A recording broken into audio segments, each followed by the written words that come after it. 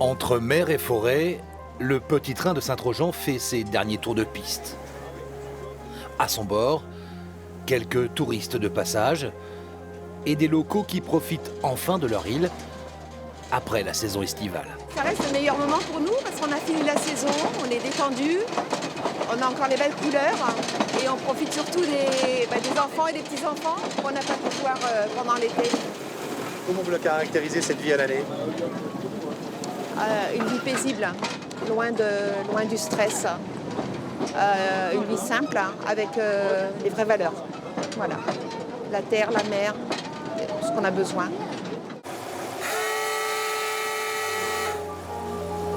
François, le gérant du petit train, attend aussi ce moment. Il a transporté plus de 80 000 passagers cet été. Dans quelques jours, ce sera autre chose. Fini les balades, l'hiver pointe le bout de son nez. Ici, on appelle ça passer en mode insulaire. Pour nous, c'est vraiment la vraie vie qui va commencer. La vraie vie, c'est pas celle qu'on mène là. C'est les travaux, c'est l'entretien, c'est refaire de la voie, c'est conforter les ouvrages. C'est tout ça, en fait, qui commence. Et c'est le début de la vraie vie insulaire, ouais, qui est bien aussi. Au terminus, ce jour-là, le vent souffle fort à la pointe de Montmusson, l'extrémité sud de l'île, l'une des passes les plus dangereuses pour les marins. À cet endroit, le spectacle est toujours grandiose, quelle que soit la saison. Derrière son objectif, Philippe n'en perd pas une miette. Il vient ici depuis son enfance et la magie de l'endroit, là où l'érosion est la plus forte en Europe, le surprend à chaque fois.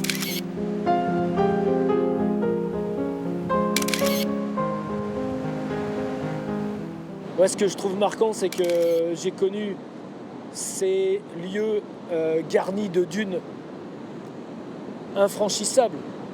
Quand on venait surfer là, il y avait une dune énorme à franchir. Il fallait grimper, puis après c'était long à redescendre. Et aujourd'hui, la dune il reste pas grand-chose. C'est ça qui est impressionnant.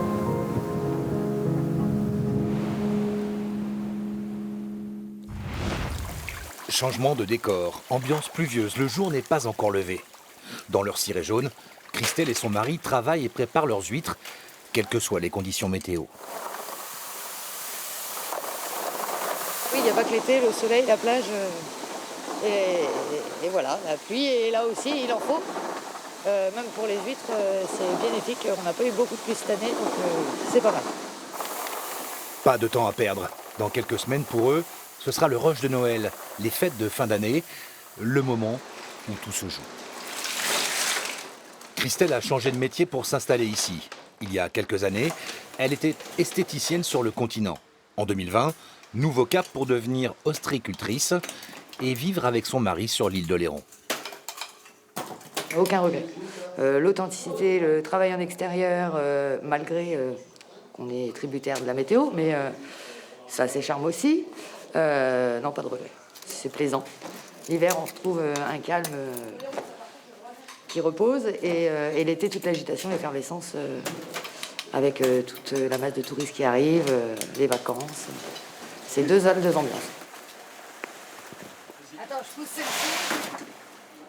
9h du matin au marché. La journée déjà bien entamée se poursuit. Là, vous avez les fils de Claire, vous avez les spéciales de Claire. Vente directe du producteur au consommateur, comme ce couple venu passer quelques jours sur cette île loin du quotidien. La vie est douce ici. C'est-à-dire? Voilà, le climat est particulier. Bon, aujourd'hui, c'est vrai que c'est plutôt la pluie, mais d'habitude, on a des phases où il y a beaucoup de soleil, où c'est l'île lumineuse. Sa réputation n'est pas à vendre, et vraiment. Voilà. Il ne faut pas oublier qu'il y a du monde toute l'année sur l'île et qu'il faut bien nourrir ces personnes. Donc, il y a une vie à l'année ici? Oui, il y a une vie à l'année concentrée à partir de Saint-Pierre jusqu'au sud de l'île, plus. Mais oui, il y a des gens qui travaillent, il y a des gens qui viennent du continent travailler sur l'île, et inversement, effectivement, mais il y a du boulot, il y a tout ce qu'il faut. Non, je suis seule. Dans les travées, il n'y a pas que des gens de passage. Il y a les habitués, celles et ceux qui habitent ici et ne voudraient pas vivre ailleurs, même en plein hiver. J'ai vécu en ville, c'est pas pareil, hein. On est bien mieux ici. Alors pourquoi? Qu'est-ce qui fait la qualité de vie ici? On est tranquille, les gens sont aimables, c'est pas comme dans les grandes villes. Ouais. On est très bien, c'est notre petit paradis ici. Il y a une vie à l'année? Bien sûr. L'été, non. L'été, c'est les touristes. La vie reprend en septembre, octobre. Toutes les associations, les clubs, il y a beaucoup à faire l'hiver. Les activités, il y en a pour tout le monde.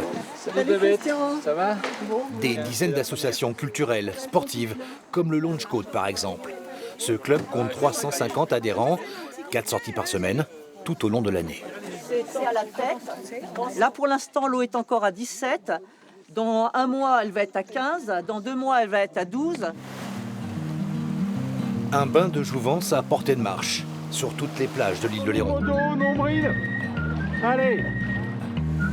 Ce jour-là, le célèbre Fort Boyard, la tour Eiffel du Pertuis, veille sur eux. Dans l'île, la vie à l'année, maintenant, il y a de plus en plus d'associations pour les activités. Oui, de plus en plus. On a le trail et tout ça. Et puis le Longe-Côte, nous, on fait ça l'hiver aussi. Donc, on s'habille un peu plus que je suis aujourd'hui, quoi. Mais voilà, quand on est dedans, voilà, c'est un bon trip. Je suis mordu, je fais de la compète. Et puis là, on est en sportif et je suis mis dans la compète. On a déjà fait Saint-Georges-de-Didonne et tout. Ouais. Il faut être même à les âges, qui est important. Moi, j'en ai 66 et je suis à fond dedans. On change de côté. On part dans l'autre sens. Sur la plage, il y en a qui n'ont pas franchi le pas et préfèrent prendre des photos bien au sec.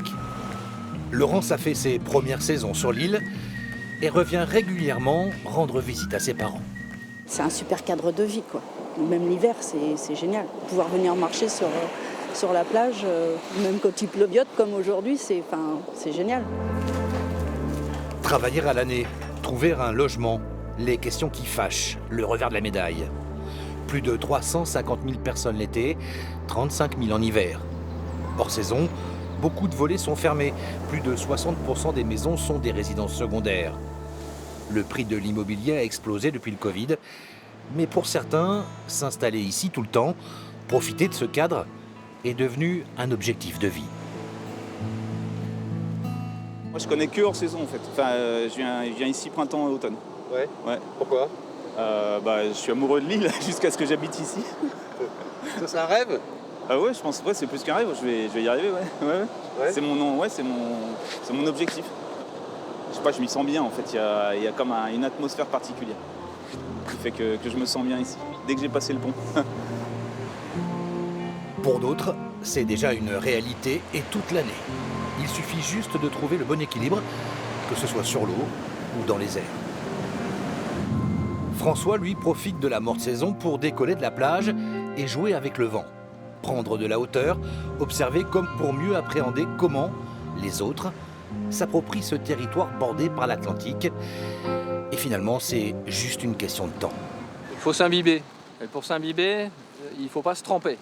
Il faut s'immerger. Voilà, et ça demande du temps. Et le temps, c'est ce qu'il y a de plus précieux. Et c'est vrai que beaucoup de gens ne l'ont pas. Donc ils viennent, il faut vraiment tomber amoureux, il faut avoir le coup de foudre. Ces gens-là, ils reviennent et ils s'installent.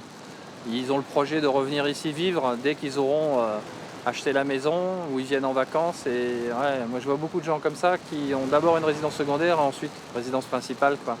Ils veulent profiter. Parce qu'ils ont compris que voilà, y a quelque chose entre la lumière pour la photo et tout ce qu'on a ici, hein, c'est génial. On arrive même à voler sur montagne. Donc, quoi de plus beau? Son ami Philippe, le photographe, est d'accord. C'est même une question politique pour lui. Comment allier tourisme et économie locale?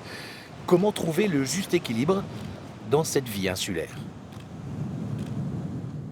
Quand on habite ici, on décide de rester, entre autres, pour ça, et de s'y accrocher à cette qualité de vie. Et puis pour d'autres gens, je pense que ça a dû changer des vies. Cette espèce de quotidien teinté d'activités de la mer alors que même on travaille. Et ça peut cohabiter, cette pratique, avec une journée de travail. L'économie locale, on l'a vu, repose majoritairement sur le tourisme, mais pas seulement. Il y a l'ostréiculture, l'agriculture, la pêche avec le port de la Cotinière et sa flottille de plus d'une centaine de chalutiers. Et depuis quelque temps, la culture du sel fait son retour sur l'île. De plus en plus de sauniers reprennent la main sur les marais salants laissés longtemps à l'abandon. Simon et sa sœur Annabelle étaient pépiniéristes. Ils ont tout lâché pour reprendre l'activité de leur arrière-grand-père. Nous les avions rencontrés cet été. J'ai été formé en fait au port des Salines et du coup j'ai appris l'amour du métier, donc dans un très beau cadre. Et du coup naturellement avec le marais du père qui était un marais salant dans les années 30, c'est tombé sous le sens quoi. On a pris la suite de la cabane de notre père qui a fait ses huttes pendant 30 ans et l'héritage de l'arrière-grand-père qui était saunier sur Arceau, donc ça prend du sens. Changement de vie là aussi et retour aux sources.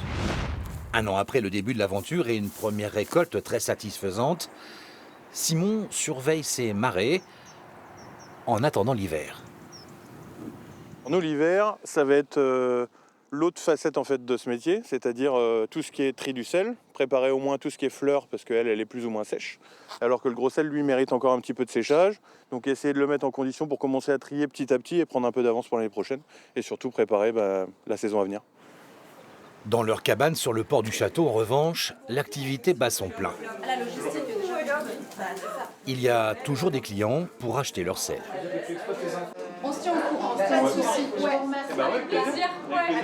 Merci. Au revoir. On voit bien que les clients ont besoin de discuter avec le producteur. Donc on a besoin d'être là, soit l'un, soit l'autre, soit tous les deux. Ils aiment bien nous rencontrer et discuter avec nous. Ouais, c'est important. Il y a du monde l'hiver même? Ouais, effectivement, c'est pareil, c'est différent de l'été, mais il y a quand même un flux de clientèle qui est là. Et puis les gens, ils ont fait la différence entre aller voir le producteur et faire l'effort de faire vivre la production sur l'île, sur le sel, ouais. On a discuté avec des gens qui se disaient « Ah, comment ça se passe l'hiver ?» Faut quand même pas se mentir non plus. Il faut quand même se dire que sans la famille, des amis, des choses, des objectifs pour passer l'hiver, ça peut être difficile si on n'est pas né ici. Ouais, clairement. Annabelle et Simon ont changé de voie professionnelle mais sont restés sur leur île. Comme Christelle, l'ostréicultrice. Comme François dans les airs. Ou Philippe derrière son appareil photo quand il n'est pas sur sa planche de surf. Une vie tournée vers le large, les embruns, les pieds profondément ancrés sur Oléron, l'île lumineuse, leur monde insulaire.